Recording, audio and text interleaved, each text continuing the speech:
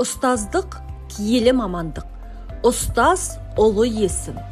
Ұстазы мықтының ұстанымы мықты демекші, ұлағатты ұстаздардан тәлім тәрбие, білікті білім, өмірлік өнеге алып, сол ұстаздардың шеберліктеріне бағдар ала білген оқушылардың жетістігін көрсетеміз.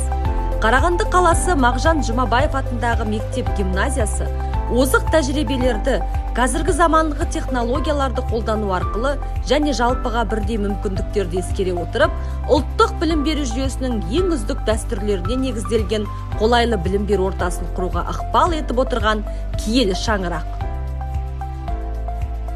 Халқымыз әр қашанда ұстаз мәртебесін көтеріп, асақ жоғары қастерлеп бағалаған. Ұлы Абай ұстаздық еткен жалықпас, үйретуден балаға, адамның адамшылығы жақсы ұстаздан болады деп айтқан еді. Осындай биік тұлғаның бірі Әлжанова Мөлдір Жақсыбай қызы. Педагогтың басты мақсаты жеке тұлғаны дамытып, оның алғашқы қалыптасуын қамтамасыз етіп, білімге деген сенімін нығайтып, іскерлігі мен дүние танымын қалыптастырып, оқуға деген қызығушылығын оятып, ынтасын арттыру. Білім беру ісінде ұстаз басты әрі шешуші тұлға болып саналады. Өйткені жүрегі толған махаббат, әдебиеттен Абайын, Мұхтарын, Мағжанын бәрін жаттап алған ғой. Сонда ол айтады: мұғалім, сіз күн сайын сіздің айтқандарыңызды мен өзім осы студенттік өмірде күн сайын дұрыс екендігіне мен күн сайын көзім жетіп келе жатыр. Мөлдір Жақсыбаевнаның қазақ тілі мен әдебиет пәнінен сабақ беру ғана емес, сонымен қатар оның шығармашыл адам болғаны, ақындыққа жақын болғаны, өлең жазуы осы жеңіске жетеледі деп айта аламын. Ыбырай Алтынсариннің адамның адамгершілік ұстаздан деген керемет сөзі бар.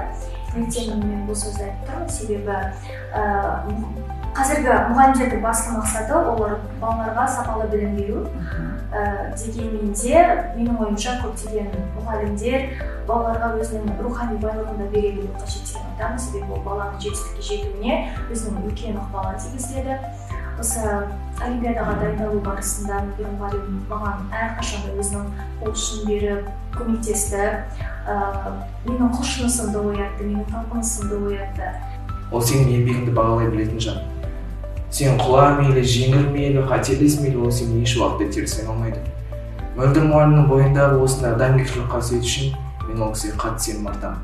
Әлі есімде 6-шы сыныпта мұғалімімізге Мұқағалидың өлеңдерін жаттауға кесілген болатын. Сонда әр бала бір-бір өлеңнен жаттап отырғанда мен барып 8 өлең айтып бергенмін. Сонда басқа балалардың көзінше мұғалім мені мақтай болатын. Менің құлшынысымды одан әрі арттырады. Содан мен өлеңді сүйдім, өлеңді жақсы көріп келдім. Менің ішіндегі қабілетімді оята білген, мені тұлға еткен, мендегі жоқтан бар жасаған ол Мөлдір Жақсыбай қызы. Менің оған деген алғысым мен құрметім шексіз. Мен сенемін ертеңіме, құрылмайды болашақ ертегіге, шәкіртіме үмітпен қарап тұрып, ұстаздықтың көз тартам желкеніне.